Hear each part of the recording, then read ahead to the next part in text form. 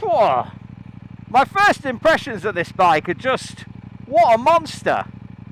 What a great idea for a bike. Welcome BTGMoto viewers. Here I am back in the Eifel, and can you believe it? There's a Kove dealer 20 minutes from my house, and this is his own 800X Rally. His name is Dennis, and actually he's behind me. Very briefly, hi Dennis. He's brought the 450 up here, and he's going to let me have a go on the 800 Rally. Now, this whole journey of mid-size adventure bikes has been ongoing, and if you watch the last few videos on my channel, you know I've ridden the CF-Moto, I've ridden the Vosges, I've ridden the, what did I ride? The Zontes. I've ridden loads of mid-range adventure bikes. I'm looking for something to replace the Aprilia, something maybe, can I find it? Something that can do what the Aprilia does, but also be newer and more fun. But the Kove 800X Rally, this looks like a really good option. I cannot believe that is a standard exhaust system. It sounds like a race bike. It's very cool. Obviously, this is the Rally is the dirt bike, yeah? And we're on dirt tyres.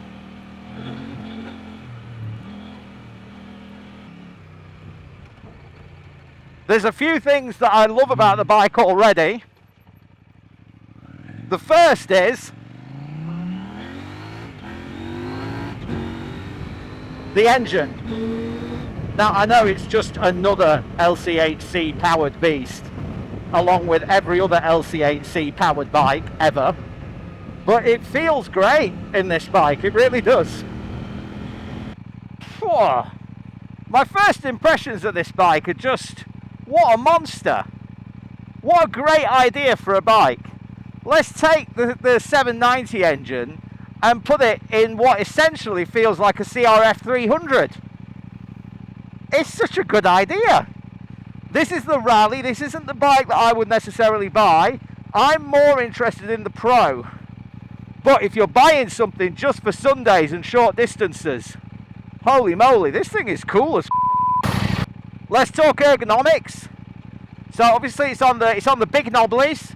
It's a tall bike. However, look, I'm a shorty, and I can put both toes on the floor comfortably. Can't quite hit both heels. Can choose one heel, left, right. I'm not uncomfortable on it. Next, the saddle. The saddle is definitely dirt bike saddle, but it's not terrible. I wouldn't say it's like a motocross bike. I'd say I could definitely ride this all day. Because this is the Rally, this doesn't have a blipper, so there's no quick shifter, and there's no cruise control either. This is everything about weight and everything about going fast. I'm on the Chengshin knobblies. I'm not on tarmac tyres. However, with the LCHC, there always will be, nobody's fixed that yet. The LCHC is a 285 degree parallel twin, and in theory it should be very, very smooth, but it never ever is. And this bike is no different to the others that are powered by this motor, the Husqvarnas, the KTMs, the CF-Motos. It's still got a lot of vibrations. However, even this Rally bike actually has rubber isolators. Can you believe it? So it's actually, at the bars, it's not as disturbing as it is in some other models like the Husqvarna. I'm very much enjoying the engine on this bike because however Kove have mapped it, it feels very responsive and it sounds brilliant. For a standard exhaust that's EU5 approved, this is really cool.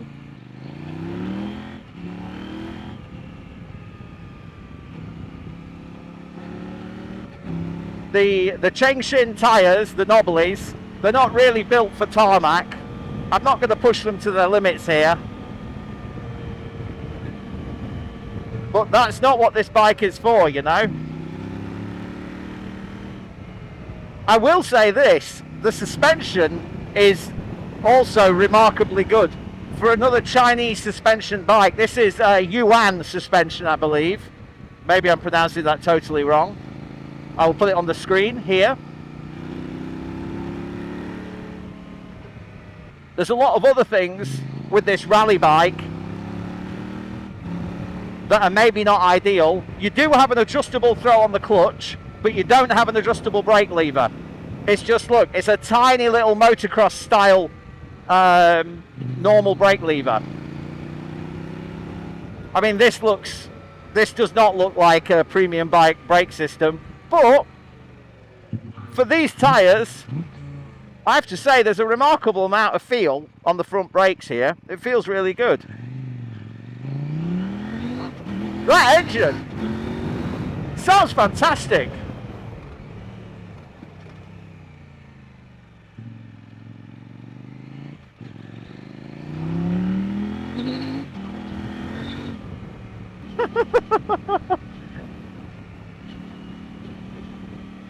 And look at this. I mean, the suspension is just awesome for this stuff. Absolutely awesome. How do? We press set once, we go to ABS switch, and we say close the rear.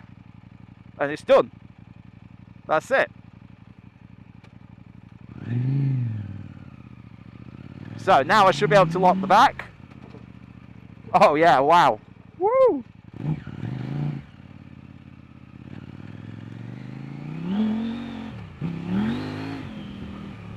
Brilliant. I am not dressed for the amount of mud and water that there is on this trail. This is the back road into Oberbettingen.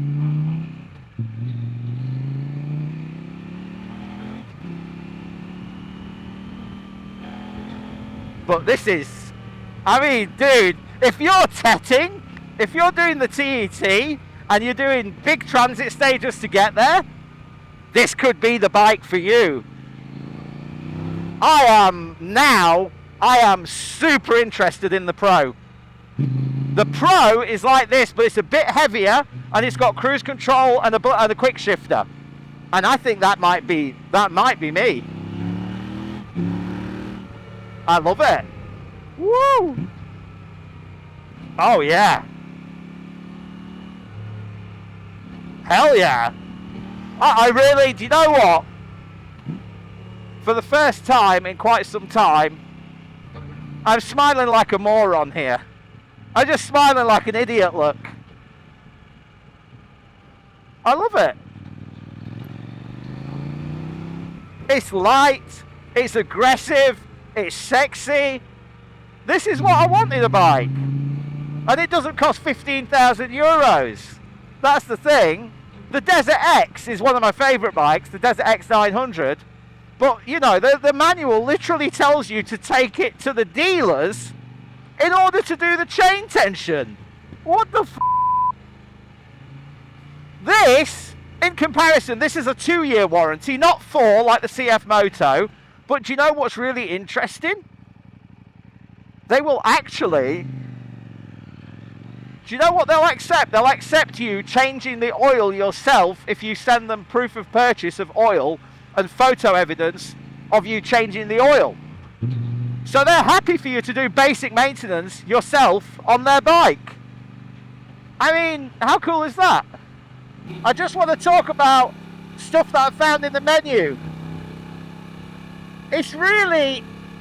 This is such a different motorcycle to a Ducati or a BMW, and personally I'm all here for it, because get this, I can read out my own error messages.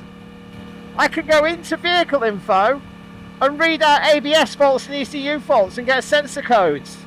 Oh, the freedom of it.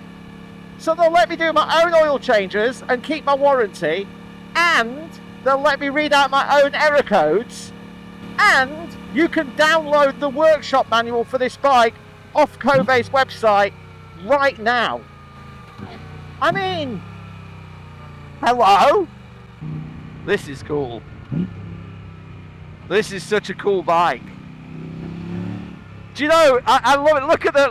Look at the rev counter. It's in blue, and it's the same blue as the tank. It's just these little things that, man, I don't know if you can see my smile. I'm still smiling.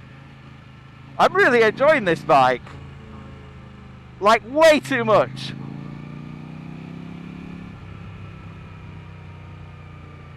The engine makes so much more sense in the Kove than it does in other bikes. And yes, it's got vibrations still, but it's within my comfort levels. Yeah, this is a mega thing. This is a really mega thing. I'm just taking random roads, guys. I'm just taking random roads. No traction control at all, out the box. Isn't that interesting? You can sit down off-road it like an adventure bike. That seems to be fine. Of course, if you stand up, let's just hit this log.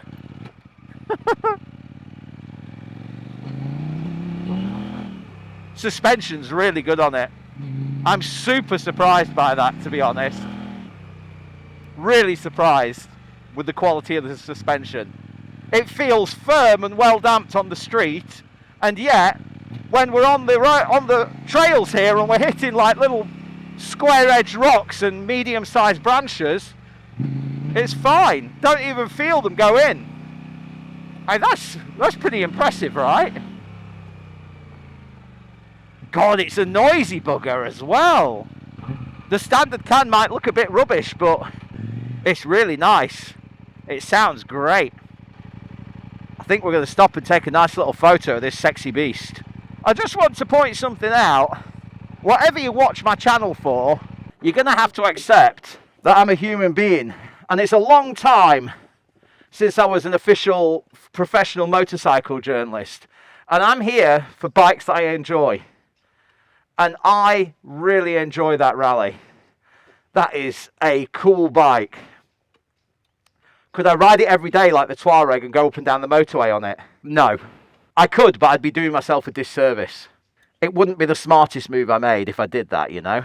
But for the adventures, and you know, I took the Touareg through the TET Montenegro, the Trans-Euro Trail Montenegro. That would make me attack the TET Montenegro like an enduro stage.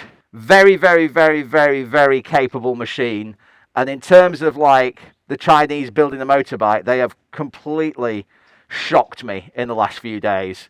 The CF-Moto shocked me with its quality and how it felt, but this shocks me with pure European riding pizzazz.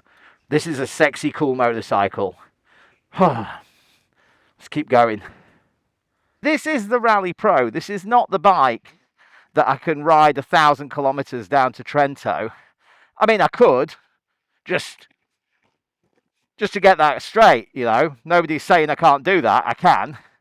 But would I choose to do it? No, of course not. The Touareg can do that all day. Can ride day after day. Day after day. And the Touareg can do a lot of this as well. And I know I'm going to get some complaints down there. Why do you compare everything to a Touareg? Why don't you compare it to other bikes on the market? Well, listen, I'm not a full-time journalist anymore, am I? So I don't have a million bikes to test. I have my bikes that I buy. I sold the 1250 GS. I bought the Touareg. The Touareg's 18 months old. It's technically out of warranty because of a failure on my part. Because I've changed the oil myself several times and I missed the scheduled service with the dealer. So, you know, it is what it is, right? And this is, so I'm told, the latest version of the LC8C, and it has different cams and a different top-end lubrication system. And that's why CF-Moto, when it's in their bikes, they'll warranty it. Let's go this way, shall we? They will warranty the bike for 4 years. Kove will warranty it for 2 years, unlimited kilometers. And that's the same as Ducati or Aprilia, you know. I can't believe that of all the bikes I've tested recently with the LC8C motor, that this is the one that has rubber dampers on the handlebars. Can't believe it. I've got all those comments on the CF-Moto review saying, you know, you've just got to get used to these vibrations. Of course it's not going to have one because it'll detract from the steering feel. Yeah, sure, right. That's why you get rubber damped handlebars on competition enduro bikes, right? No. I don't want to get into the whole point, which my point is that the LC8C shouldn't have these vibrations. It's got 2 balancer shafts. How did they get it so wrong?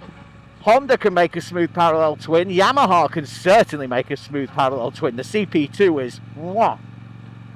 And yet the KTM feels like a bag of spanners, eh? I don't know. I don't get it. But that's not my point. My point is, thank you, Kove, for putting a tiny, tiny few nanometers of rubber between the bolts and the yokes, because I can't feel the difference. But I can't feel the difference in the steering, but I can feel the difference in the comfort, you know. On a bike like this, look, I see every gravel road and I'm like, oh, we're going to go up that. But we're not. We're going to stick to the main road and we're going to do some main road speeds, okay?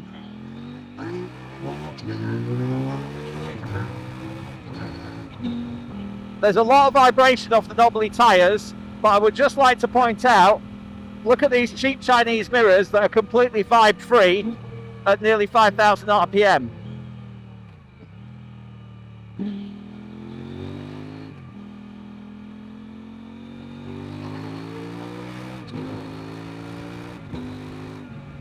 Yeah, I mean, this is a quick bike, even on the road, even on its Chinese knobbly off-road tyres. This is not a slow bike. Here in the Eifel, I've certainly got my share of off-road opportunities, especially when I turn the camera off. But would I take the Rally over the Pro? I don't know.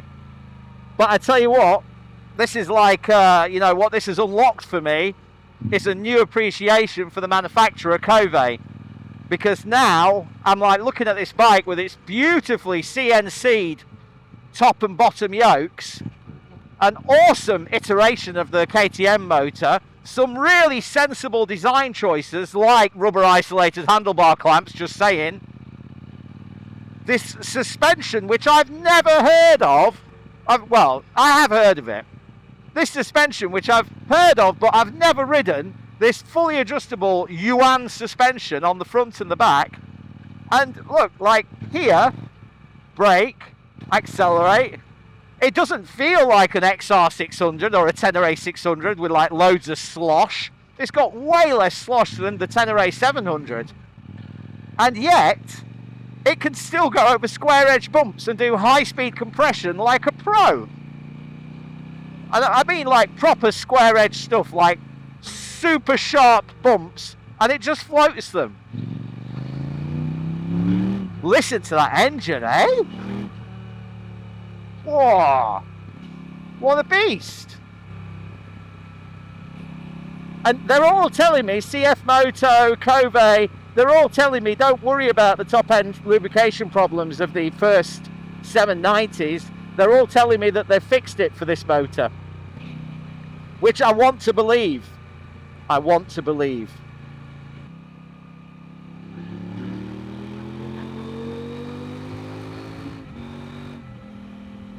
Easy roll on in fourth.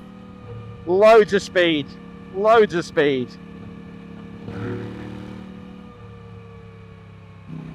The price is $9.5, I believe. I'll double check that and put the correct price on the screen. It's much more than the Zontes. It's a comparable price with the CFMoto. It doesn't have the warranty or the service interval of the CFMoto. But just to be clear, there is no way on God's green earth that I'm going to leave an oil change for 15,000 kilometers the way that I ride a bike. No way. I actually don't quite understand why CFMoto have set it at 15,000 kilometers. That seems a little bit optimistic to me. There we go. There's the odometer. 500 kilometers. So I've just got the first service light here because it's just crossed 500 kilometers. No steering damper on the competition bike either. If you're a bad rider, if you've got poor technique, you might live to regret that, or you might not. I don't know. It's got good stability, relatively, but it is on knobblies, and it is a bike that's got the power to lift the front in first and second like that, especially off-road. Right, do you want to do a little bit of Autobahn and just see what it would be like to be on this bike on the motorway on a Kove 800X Rally? I mean, why not, right? The tyres are definitely not going to be speed rated for anything crazy, so I'm sorry to tell you, we are not going to be doing any top speed runs on the Chengshin off-road tyres.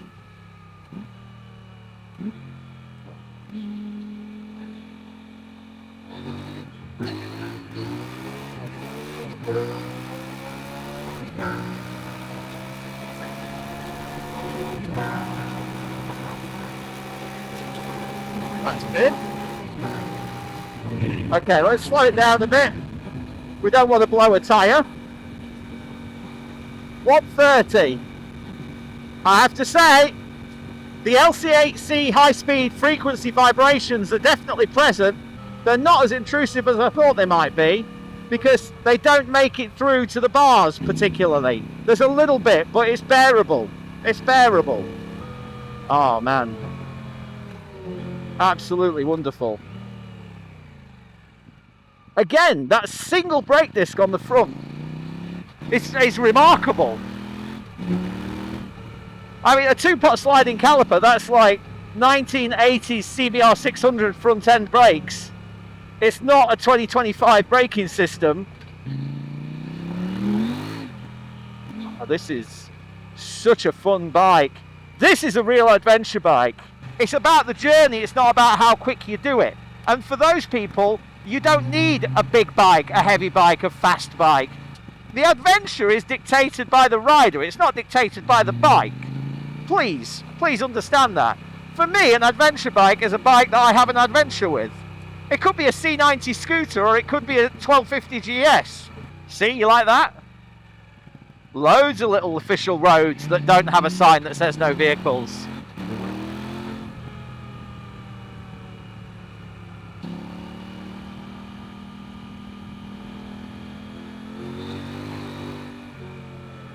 What's that wheel spin there? Unbelievable. I've still got my rear wheel ABS turned off, which is handy. This does sound absolutely tremendous. It has so much torque as well. Imagine how good this back end's going to look when you do a proper tail tidy on it. I mean, it won't be legal, but it'll look great. I mean, it is a very svelte motorcycle. I'll sit down so you guys can see the cockpit a little bit better.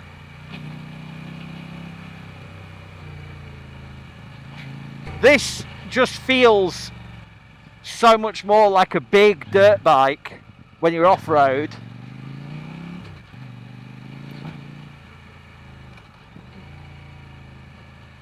And it doesn't feel like a really heavy street bike.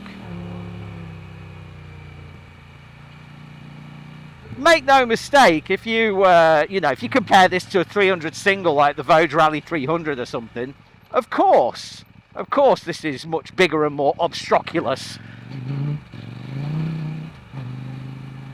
Of course it is.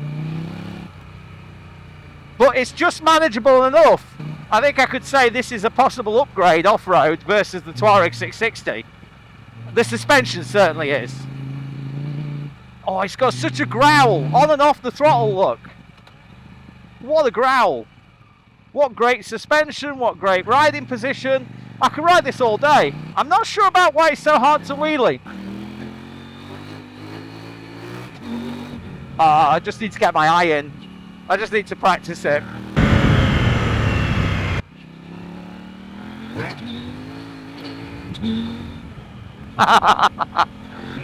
Oh my word. When I was 13 years old watching Africa Twin XRV 750s go blasting through Dakar, and I would see them leave rooster tails at 160 kilometers per hour, and I'd be like, holy smokes, that's some adrenaline there. And now I'm 45 years old and you can buy bikes that literally make an XRV 750 Dakar bike feel like an old tractor, and we can just buy them. What a time to be alive! And don't get me wrong, if you're thinking, oh, he's just going wild because, you know, he's riding in a really great place on a really cool bike, and of course he's going to be this excited about it. These are my local roads. This is where I ride all the time. This is exactly where I ride my Touareg. And I put the good tyres. I put Dunlop Raids on it. I mean, aftermarket wise, you're clearly going to be buying some bits and bobs. I'd buy some nice brush guards. I'd get some foldy uppy levers. Especially an adjustable front lever would be a good idea, I think. But you know, the really weird thing is, when you're buying bikes like Koves and CFMotos, is that you can just go on AliExpress. I know, AliExpress. You can buy everything for this bike on AliExpress. that front brake system, I'm telling you, there's no problems with that. Two fingers and you're howling that front tyre. It's remarkable. It's time to give this bike back. I want to go through a couple of niggles that I've got about it, and I want to go through why I've enjoyed riding it so much, and I want to let you see inside my brain, so to speak, and I want you to understand why I've been so positively surprised by the Kove. Okay, things I don't like about the Kove. This is disgusting, Kove. What is this weld here? Look at that, eh? Not only am I clearly going to rip the O2 sensor out at some point, like something is going to take that O2 sensor for a walk, but the welding here is absolutely ridiculously bad. Sorry, it's in my shadow. There we go. That welding is awful. Absolutely awful. And yeah, clearly anything coming through here is going to rip this O2 sensor wiring straight out. So das ist nicht gut, ja. The sump guard is really thick and well mounted, but it doesn't cover. This is the oil water heat exchanger made out of aluminium, and if it catches a rock off the back of the front tyre just wrong, you could be dropping oil everywhere and blowing the engine up before you even realise, especially when you're properly off-road. So this could just do with a little bit more alloy up to here maybe.